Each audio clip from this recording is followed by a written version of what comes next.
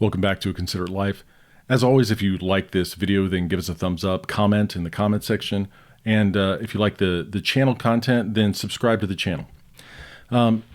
Today, I want to do something that is just purely reflective Christian life. So this morning, normally I get up early in the morning and I get ready and I go to the gym.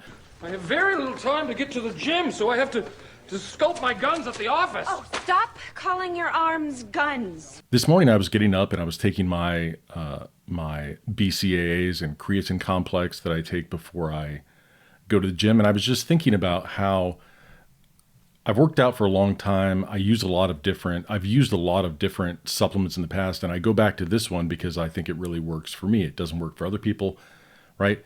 And I thought about how these things in nutrition, this diet or that diet, this supplement or that supplement, they work for some people, but not for others. And it's just a matter of whether that diet fits you or whether that supplement helps you or not. And I realized that that is typically how people in our culture think about spirituality. Buddhism, Islam, Christianity, New Age, if it works for you, fine. If it doesn't work for you, you may want to be a Christian, but that's really not my cup of tea, right? But if it works for you, right? This very much is the predominant sentiment of our day regarding religion and more specifically spirituality. And the title of the video is that spirituality is not part of a healthy lifestyle. And what I mean by that is this. Spirituality, I don't think, should be thought of as just simply like a supplement or like a diet. But a lot of people, breathing techniques and mindfulness exercises, right? They put spirituality into that category of just one facet of a healthy lifestyle. You should get enough sleep, you should stay hydrated, and you should have some spiritual component to your life. The reason that doesn't work, and as is my wont, I'm going to go back to Aristotle and bring as much Aristotelian Thomism into my channel as possible. In his book on metaphysics, Aristotle explains what is now called the Law of Non-Contradiction. He says this: "It is clear then that such a principle is the most certain of all, and we can formulate it thus. It is impossible for the same thing at the same time to belong and not to belong to the same thing in the same respect.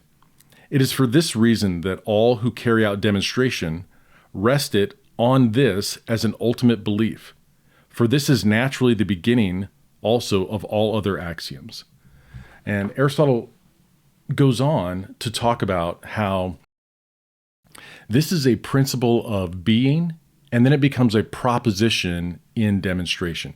If you watch my video on faith and reason, I talk a little bit about what rational demonstration is, starting from premises, moving validly from true premises to a true conclusion, and having a sound argument, things like that. What I want to talk about here is that if all reality is constrained by the law of non-contradiction, that something cannot both be and not be at the same time and in the same sense, then it also constrains unseen reality, like spiritual reality. All rational thinking follows from a belief in the law of non-contradiction. We can't violate it without employing it.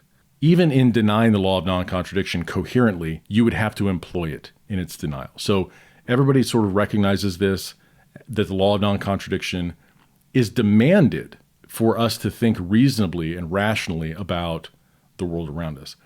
The thing to point out here is that for Aristotle, it's not just a proposition in logic, but it's also a metaphysical principle. That is, it's a principle in being. And as a principle in being, it also governs unseen realities like spiritual realities. For example, ultimate reality is either personal, like in Christian theism, or it's impersonal, like in Buddhism or like in Star Wars, the Force. Spirituality cannot just be whatever you want it to be, because it makes claims about reality, ultimate reality. And contradictory claims about ultimate reality cannot both be true at the same time and in the same sense. So God cannot both be the ultimate being who's also personal and triune, right? As in Christian theology, and an impersonal force, right? So it can't just be that Christianity works for me and Buddhism works for you. Spirituality makes claims about reality, and those claims are either true or false. And Christianity and Buddhism might both be false, but they can't both be true because they say contradictory things. And so rather than thinking about spirituality in terms of mental health or part of a healthy lifestyle, we need to think about spirituality as if it is making genuine claims about reality, not all of which are compatible. That's why the coexist bumper sticker, I understand in the sociological sense that we want to live alongside our Muslim and Hindu and Buddhist neighbors without conflict. I understand that and I agree with it. Paul says, as much as it rests on you, as much as it is possible, live at peace with one another. Right? So I don't disagree with the sentiment of a society where there's a plurality of religions. What I am saying is that thought itself, rational thought itself, demands that where these things are contradictory, not all of the propositions can be true. Jesus is either a great prophet or he's the incarnate Son of God. So Islam and Christianity can't both be true at the same time and in the same sense. So that's it for this video. I just wanted to talk about how Aristotle's view of contradiction as a principle of being governs how we think about or how we should think about the notions of spirituality. It's not just part of a healthy breakfast, as it were. Next time I want to talk about two facets of what I call Christian self-deception. That is, if Christianity is true, two ways in which we deceive ourselves about the world we live in. So we'll talk about that next time.